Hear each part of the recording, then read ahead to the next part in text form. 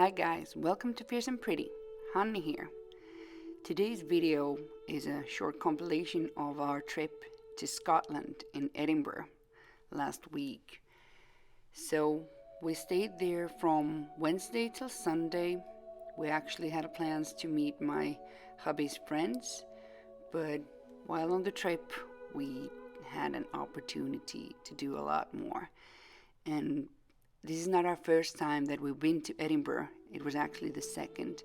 But what I love about the city is the old buildings. All these beautiful stone buildings that they have still left there from several centuries ago. And Edinburgh is also a nice city that you can walk around easily. And there's lots to see and lots to do. We initially planned that we would also rent a car and go to Loch Ness, but due to the prices of the rentals, we decided to do something closer in the city of Edinburgh.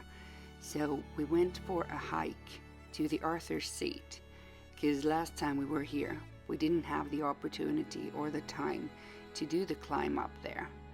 And it was a beautiful Scottish day, until the weather got really Scottish, so it was a lot of wind and a wee bit of rain, but still it was beautiful. And it's weird because it's just, attached to the city.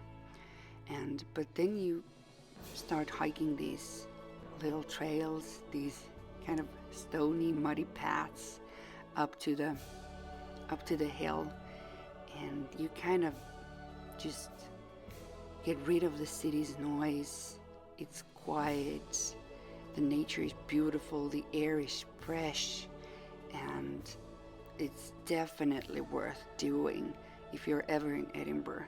And we had a slow pace, and we got up there like looking at the scenery and taking films and photos and just stopping for a while, and it took kind of less than an hour. And the path up there is actually, if you go to the main track, it's really easy to walk on. But depending on the weather, you should be mindful of your shoe choice. But on top of the hills, you can see the whole city down, and you can see the sea and everything. So if you have a good weather, the scenery is amazing. So while we walked up there on the main paths, but the route down, we took a road less traveled, and we went down on these really teeny tiny slippery mud paths between the, trees and bushes, and there were longer falls and jumps that we needed to do, but it was an adventure that I just wanted to do because we missed the opportunity to go up to the Highlands. So this was the second best choice. And maybe next time when we get to go to Scotland, I'll hopefully have my motorcycle with me and I get to drive to the Highlands and see Loch Ness and maybe even a glimpse of the Munster.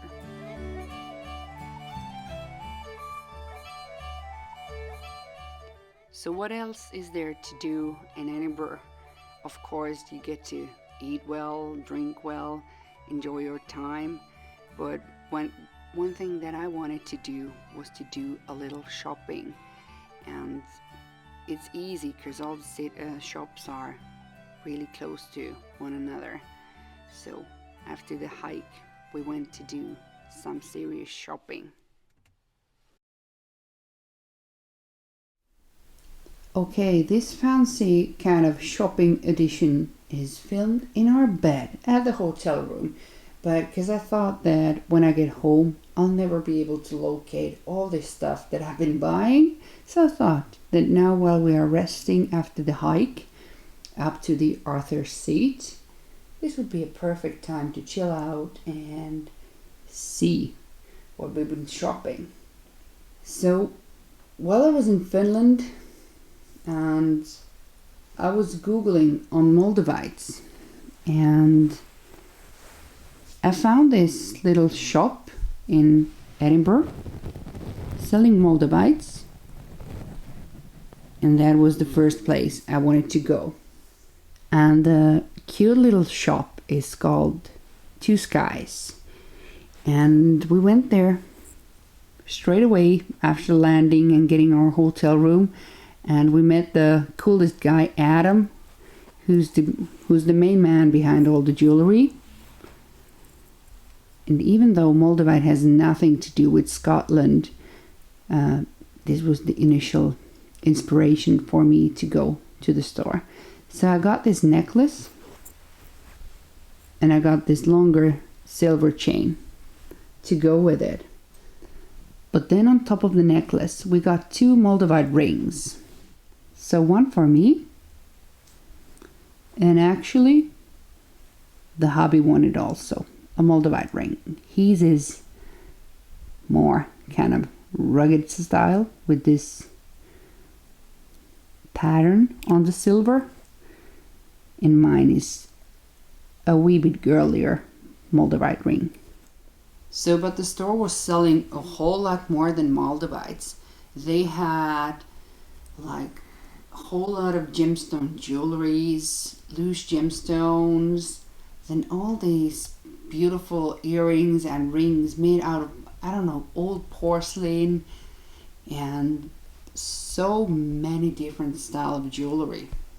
And my daughter had one wish for something as a souvenir from our trip, and she wanted a malachite. So I found this huge piece at the same store, and with each gemstone you buy from that store, you get these little storybooks. So I think that was cool. But so this chunky piece goes to my daughter. And then I found this huge selenite kind of palm stone for myself. The hubby said it looks like a piece of soap, but it's a nice, smooth selenite stone. And then we got this wee nugget of Scottish gold.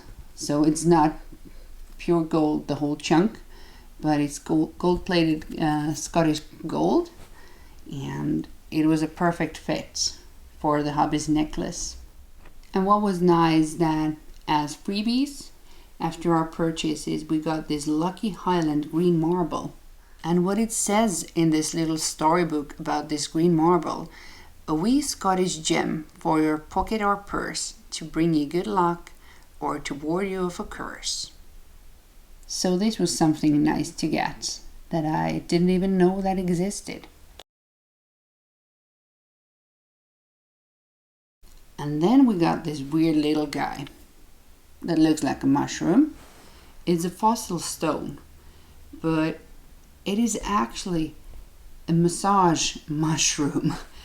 It's absolutely beautiful when you massage the shoulders with this thing.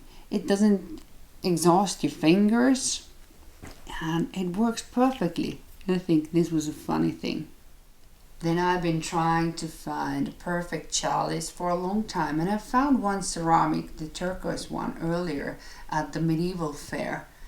But that's not something that you can carry with you if needed. And I was so excited to find this pewter one.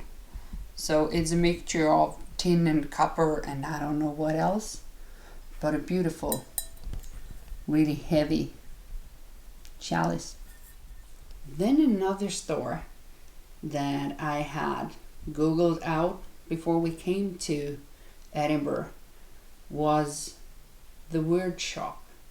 So it's a metaphysical shop selling all, witchy things. And the owner was super nice guy and we chatted a lot. So I found this green man, I don't know, a wall hanging piece. And there were a lot of great books and stuff. But when you're traveling with just carry-on luggage, it's impossible to buy everything that you would want to. And one thing on my shopping wish list while I came here was a wand. So I thought that if I would find a perfect wand, because I have one wand that I had made myself, but I don't kind of feel that one. So I found this one at the weird shop, and it has a piece of amber in it, and it's a driftwood, and the wood itself is ash, and it was made by the shop owner's girlfriend, who is Swedish. And this felt really nice in my hand, so I just thought that this would be a perfect thing to buy for myself from this trip. And then I also managed to find some parchment paper, which is not easy to find and not cheap either, but I got myself 2 pieces of parchment paper. But it was just not all witchy shopping. We also got something for the hubby, and what he got from this trip, because he is a watch freak, so he got this pocket watch.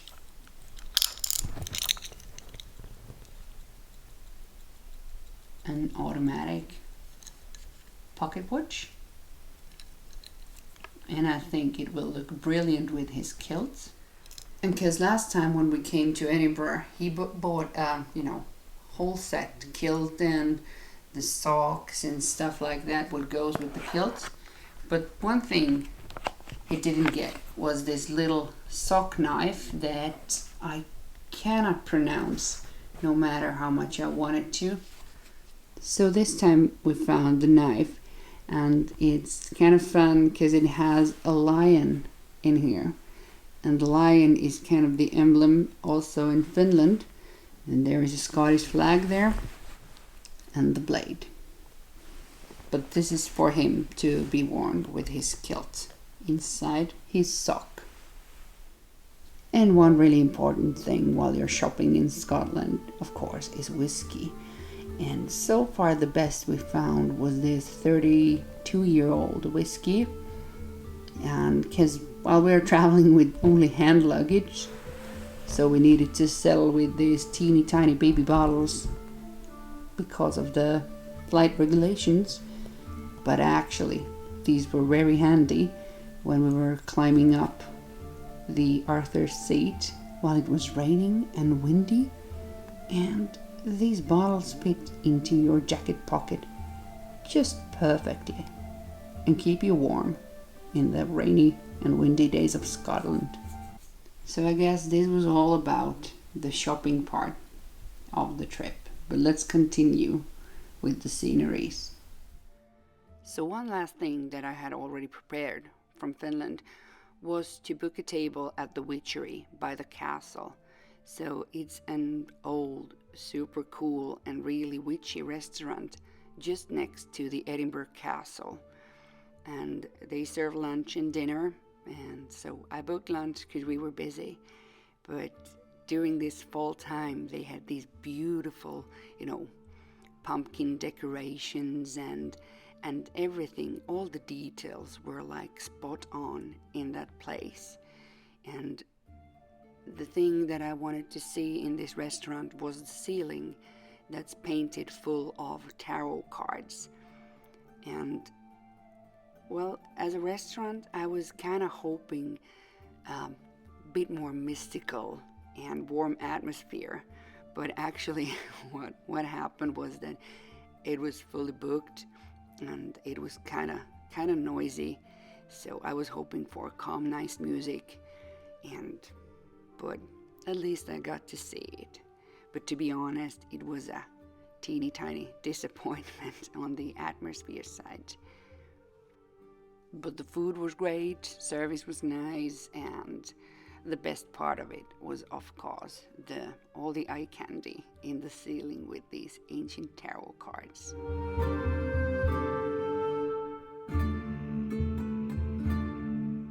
So right next to the Witchery by the castle, which is next to the Edinburgh Castle, was one more thing that I wanted to show you guys, and it is the Witch's Well, which is a drinking fountain memorial statue for all the witches in Scotland that were executed in the 15 and 1600s.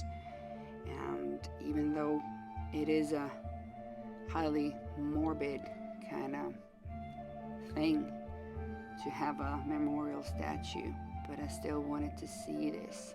So, because there were possibly like hundreds of women, mostly women, that were strangled or burned at the stake around this place next to the Edinburgh Castle. And on the sign on top of the witch's well, it says that the wicked head and the serene head signify that some used their exceptional knowledge for evil purposes, while others were misunderstood and wished their kind nothing but good. And there's the serpent that has the dual significance of evil and wisdom. But I guess these were the main highlights that I wanted to show you guys from our trip to Edinburgh. We also had a lot of good time, met a lot of friends, had a few nice pints, and really enjoyed the first trip, since COVID started. So it was amazing to get out of the home and to travel once again. And even though I'm scared of flying, I wanted to take this picture to end this. What if I fall? But pal, what if you fly? And these are the things that just need to be done if one wants to see the world and have experiences. Until next time, bye guys.